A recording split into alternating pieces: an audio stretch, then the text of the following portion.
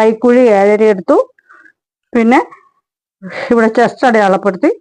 Chest 44 സൈസിൻ്റെ 11 ഇവിടെ 11 അടയാളപ്പെടുത്തി.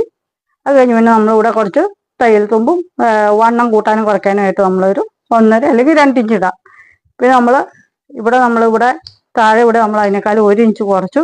1 inch കുറച്ചിട്ടിട്ട് പിന്നെ ഇത് തന്നെ പിന്നെ നമ്മളിവിടെ ഇങ്ങനെ ഈ കട്ട് വന്ന ചുരിദാറിൻ്റെ കട്ടിങ് വന്ന സ്ഥലമില്ല, അവിടെ ആകുമ്പോൾ നമ്മൾ 1 ഇഞ്ച് അവിടെ കൂട്ടിയിട്ടു. ശരിക്കും ചെസ്റ്റിൻ്റെയും പിടിച്ചേക്ക അളവ് ഏകദേശം സെയിം തന്നെയാണ്. അപ്പം നമ്മൾ അങ്ങനെ ഇട്ടു. പിന്നെ താഴെ വണ്ണം ഇട്ടു. ഇത്രേ ഉള്ളൂ, വേറെ ഇത് മാത്രമേ ഉള്ളൂ. അപ്പം നമുക്കിനി ഇത് കട്ട് ചെയ്യണം എങ്ങനെയാണെന്ന് നോക്കാം.